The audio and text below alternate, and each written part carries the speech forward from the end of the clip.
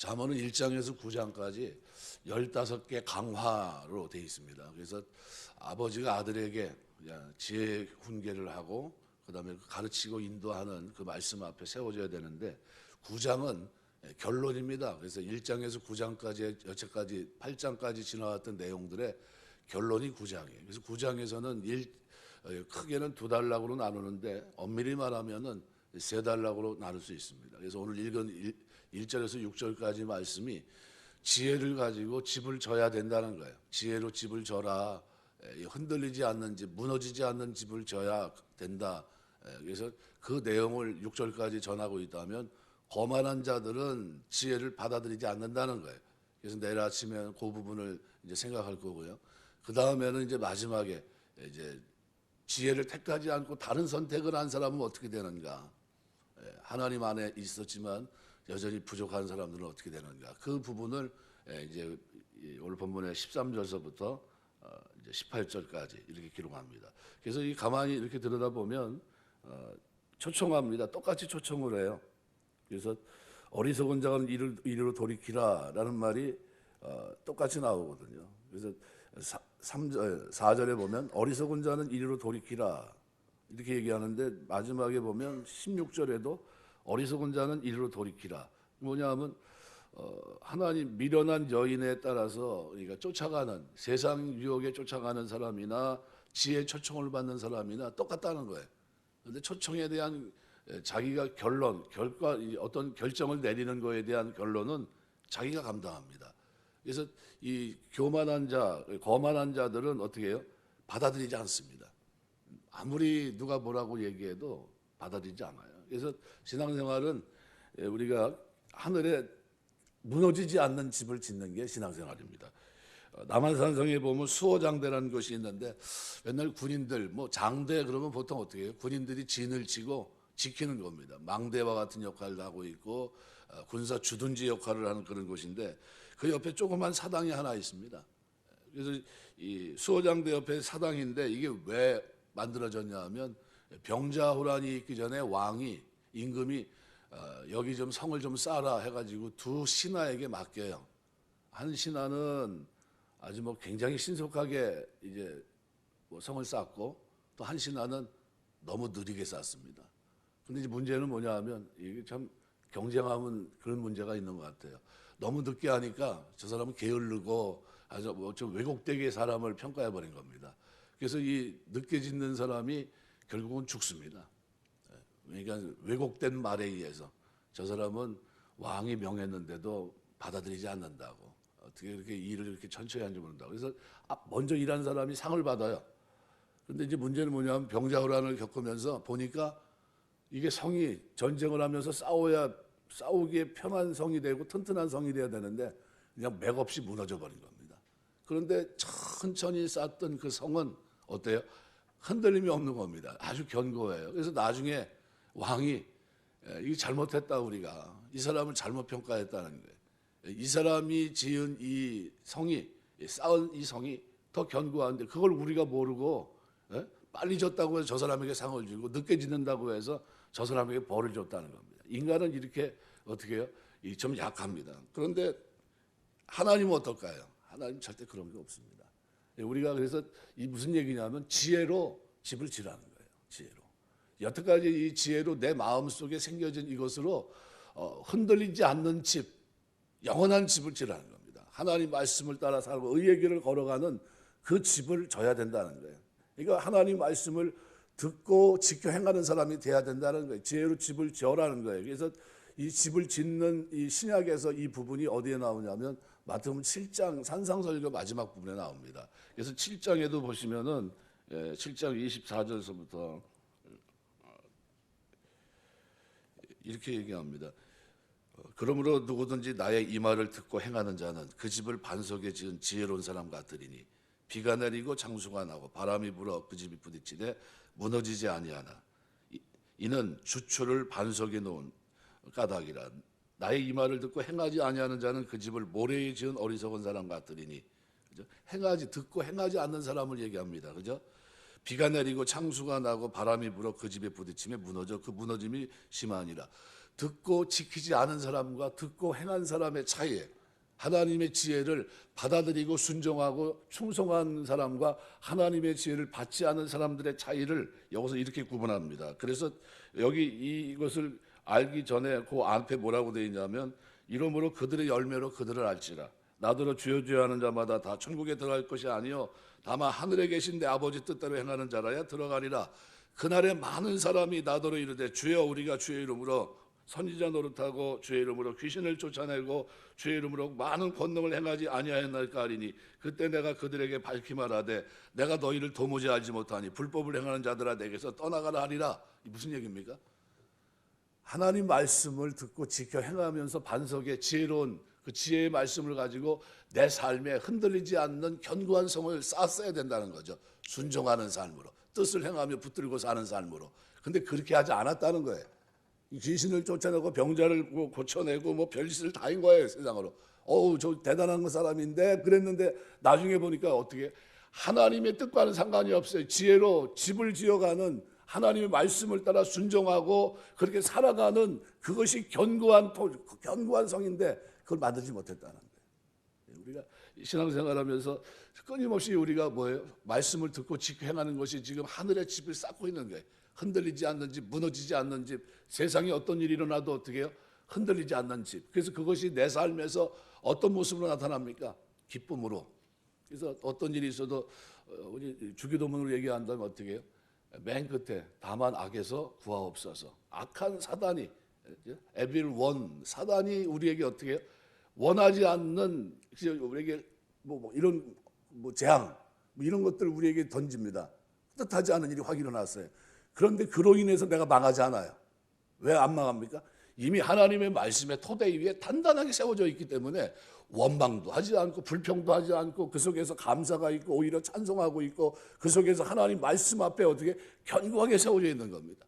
왜요? 이 속사람을 이 마음을 지키고 있기 때문에 뭐래요? 하나님의 말씀으로 무장하고 있기 때문이에요.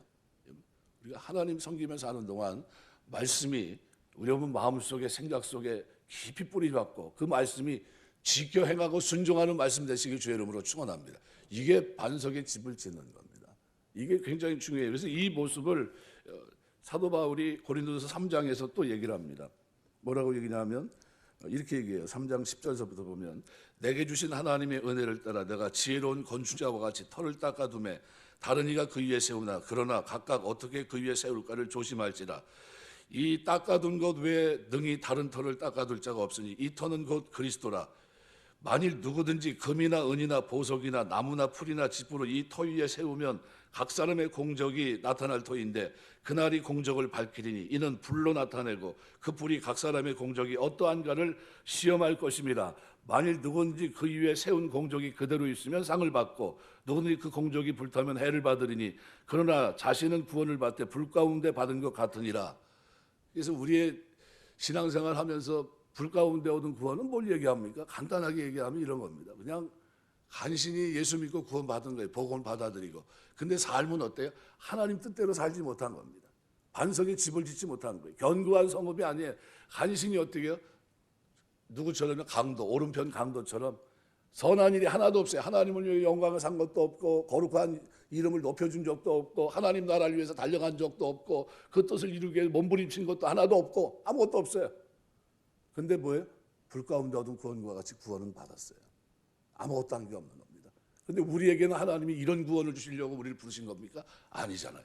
이 구원은 어떻게 흔들리지 않는 어떤 환경 속에서도 하나님 백성답게 살다가 주님 앞에 설 수 있는, 그죠? 어떤 일이 있어도 우리의 모든 것들을 무너뜨리지 않는 그런 삶을 살아가다가 주님 앞에 설 수 있는 그런 겁니다. 그래서 그 다음에 이제 16절서부터는 너희가 하나님의 성전인 것과 하나님의 성령이 너희 안에 계시는 것을 알지 못하느냐. 누구든지 하나님의 성전을 더럽히면 하나님이 그 사람을 멸하시리라. 하나님의 성전은 거룩하니 너희도 거룩하니라. 그러면서 어떻게 해요? 지어져 가야 된다는 걸 얘기하는 겁니다. 속사람을 어떻게 해요? 말씀으로 지어져 가야 돼요. 어떻게 풍성하게 차고 넘치게. 잠언 1장에서 8장까지 그 얘기를 하고 옵니다. 계속 지혜가 여호와를 경외하는 지혜가 모든 것의 근본이다. 지식이 근본이다.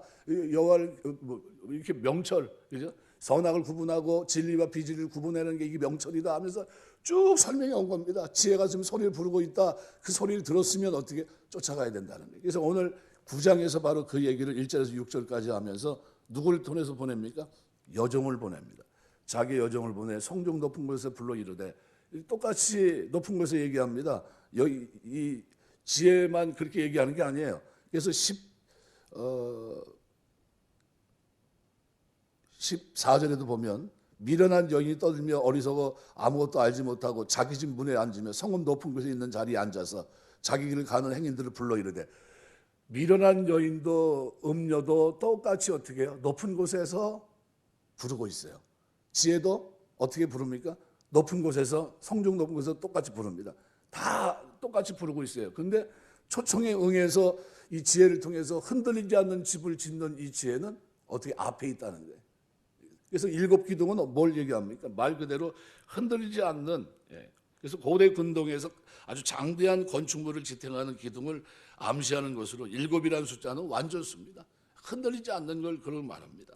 그래서 이 지혜 초청자들을 위해서 준비된 이 집은 완전하고 흔들리거나 무너지지 않는 견고한 집인데, 이 집을 어디서부터요? 여기서부터 우리는 지어져 갑니다. 뭐를 통해서요? 말씀을 듣고 순종하면서 지어져 가는 거예요. 그냥 대충 사는 거하고 틀립니다. 그죠? 그래서 그런 삶을, 그래서 마태복음 6장 20절 보면 오직 너희를 위해 보물을 하늘에 쌓아두라. 거기는 좀이나 동록이 해하지 못하며 도적이 구멍을 뚫지도 못하고 도둑질도 못한다. 우리가 구원 확정받은 하나님의 자녀, 그죠?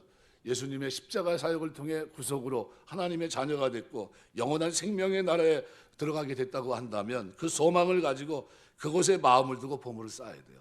여러분, 만일 누가 저에게 땅을 줘가지고 거기 아무개 있는데 그 땅 당신 가지라고 그러면, 그러면 그거 이제 땅을 소유를 했어요. 거기다 집을 줘야 되겠는데 생각하면 지금 집을 어떻게 질까요? 여기서 준비를 할 겁니다. 그죠? 어떻게 질까 해가지고 구상도 할 거고 설계도 해볼 거고, 그 다음에 어떻게 시간 나는 대로 가서 어떻게 해요? 그거 이제 지려고 할 겁니다. 그죠? 왜요? 내 집이니까. 내가 만들어야 되니까. 천국에 갔는데 집을 어디서부터 져야 됩니까? 여기서부터 쌓아야 된다는 거예요. 여기서부터 시작해야 된다는 겁니다. 여기서부터 어느 날 갑자기 만드는 게 아니라. 그래서 우리가 이 빗대어서 얘기한 건데, 비유적으로. 그러니까 우리가 살아가면서 늘 초점이 어디에 있어요? 하늘에 있어야 됩니다. 그래서 고린도후서 5장 1절에 이렇게 얘기합니다. 만일 땅에 있는 우리 장막이 무너지면 하나님께 지으신 집, 손으로 지은 것이 아니요 하늘에 있는 영원한 집이 우리에게 있는 줄 아나니, 가서 내가 너희 처소를 예비하면 너희에게로 다시 돌아오마 약속하신 겁니다. 그러니까 주님 부활하시고 승천하시면서 내가 가서 너희 처소를 예비하고 예비가 되면 다시 돌아오겠다 약속하는 겁니다. 우리 처소가 하늘에 지어져 가는데, 이 지어져 가는 이 장면에서 우리가 해야 될 일이 뭡니까? 마음을 거기 두고 하늘의 보화를 쌓는 겁니다. 왜? 거기서 영원히 살 거니까. 그게 내 집이 거기 있으니까. 이 땅에서는 좀 부족해도 거기는 다 있는 겁니다. 그래서 고린도서 1장 5절 보면 너희를 위해 하늘에 쌓아둔 소망을 인함이니 곧 너희가 전에 복음 진리 말씀을 들은 것이라. 말씀을 들음으로 이와 같은 은혜 가운데 있습니다. 여러분, 그래서 이 9장은 우리에게 나는 지금 하나님 말씀을 듣고 순종하고 있느냐 하는 거예요. 지어져 가고 있느냐 하는 거예요. 나 하늘에 대한 소망을 두고 살아가고 있느냐, 이거를 자꾸 점검해 보셔야 되는 겁니다. 이 땅에 살면서 우리는 이 땅에서 썩어질 세상과 함께 없어질 사람들이 아닙니다. 이 세상이 무너지고 새하늘과 새 땅이 우리에게 주어질 때, 그때 우리는 영원히 살 사람들이고 그것에서 하나님과 더불어 영원히 누리게 될 사람들입니다. 그러면 어디에요? 초점을 어디다 맞춰야 됩니까? 살면서 돌아갈 본향, 하나님이 나를 아들로 삼아주신 그곳, 하나님이 계신 그곳에서의 삶, 그걸 우리가 늘 들여다봐야 돼요. 그래서 우리 하나님은 오늘 우리를 향해서 구원의 자리로 나올 것을 초청하십니다. 그래서 3절에 보면 자기 여종을 보내어 성중 높은 곳에 불러 이르되, 이렇게 얘기하는데, 부른다는 말, 카라라는 말은 소리쳐 외치는 걸 말합니다. 그래서 미완료형입니다. 계속 부르고 있어요. 지혜가 오라오라고, 돌아오라고. 그렇게 하면 안 된다고. 하늘의 집을 지어야 된다. 하늘의 보화를 쌓아야 된다. 계속 지혜가 어떻게 해요? 흔들리지 무너지지 않는 집을 지어야 된다. 계속 얘기하고 있습니다. 지혜가. 근데 이거 뭘 보내요 그랬습니다. 보내요. 누굴요? 자기 여정. 자기 여정을 보내요. 그래서 보내요. 보낸다는 말은 완료형으로 되어 있습니다. 사명을 주어 파견한다는 거예요. 샬라을 한다는데. 그러니까 어떤 목적을 가지고 보내진 겁니다. 오늘도 하나님께서 이 메시지들을 가지고 선지자나 복음 전하는 사람들을 통해서 계속 복음을 전해요. 그러니까 1절에서 6절까지는 지혜를 통해서 집 짓는 방식에 대해서 쭉 설명한 겁니다. 결국 이것이 뭐예요? 생명의 길이라는 거예요. 그래서 어리석음을 버리고 생명을 얻으라. 명철의 길을 행하라. 생명을 얻는 길이 뭡니까? 지혜를 따라 집을 짓는 그것이 생명을 얻는 길이라는 거예요. 이게 유일한 이 땅에서의 소망이라는 겁니다. 여러분 신앙생활 하시면서 열심히 이 땅에서 하나님의 지혜를 가지고 말씀 앞에 순종하고 충성하며 사는 여러분 되시길 주의 이름으로 축원합니다. 하늘의 복을 쌓고 하늘에 뭐예요? 계속해서 집을 짓는 거예요. 그 역할이 우리 신앙생활입니다. 그래서 이 신앙생활이 무료한 신앙생활이 아닙니다. 왜요? 집을 언제까지 지어야 돼요? 공기가 우리 사는 내내요. 그럼 계속 짓고 있는 겁니다. 계속 지어져 가는 거를. 그래서 성경이 뭘 진행형으로 해놨잖아요. 지어져 가느니라. 우리 지어져 가고 있어요. 우리 속사람도 만들어져 가고 계속 성화의 과정 속에 있고 계속 지어져야 돼. 언제까지요?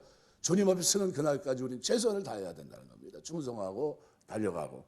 그래서 오늘 1절에서 6절 말씀을 잠깐 묵상했는데 여러분 우리가 살아가는 내내 우리가 진짜 하나님 앞에 드릴 수 있는 최고의 아름다움은 뭡니까? 그 지혜의 말씀을 받아들이고 순종하고 그 말씀을 따라 행하는 겁니다. 그게 반석의 집을 짓는 견고함이고 이것이 하늘의 보화를 쌓는 것이고 이것이 하나님 앞에 나중에 섰을 때 어떻게 해요? 아, 그때 선택을 잘했네. 그래서 초이스는 어떻게 해요? 냉철하게 판단하는 겁니다. 냉철하게. 그래서 사도 바울이 늘 강조하는 게 뭡니까? 생각해 보라는 거예요. 생각해 보라. 현재 고난은 장차 우리에게 나타날 영광과 좋게 비교할 수 없다는 거예요. 한번 비교 한번 해보라는 거예요. 비교를 해보고 비교하고 생각해 보면서 어떤 것이 좀 맞는지 장차 우리 앞에 나타날 영광과 지금 받는 고난 속에서 내가 대충 사는 거하고 한번 비교해 보라는 거예요. 여기서 환난 속에서도 믿음을 지키는 게 나은지 아니면 환난 속에서도 이렇게 대충 살다가 피해 다니다가 그냥 쓰는 게 나은지 생각해 보라는 거예요. 하나님 앞에 받을 그 영광을 생각해 본다면 고난 속에서 기뻐해야 되는 것이 맞다는 거예요. 그래서 고난도 은혜로 보는 겁니다. 그래서 그 얘기를 신약성경 일관되게 얘기합니다. 똑같이 고난도 은혜고 믿음도 은혜예요. 우리가 하나님 섬기면서 하는 동안에 이 축복이 저와 여러분에게 늘 있어서 반석에 집을 짓는 견고함, 흔들리지 않는 신앙, 삶이 되시길 주의 이름으로 축원합니다. 기도하겠습니다.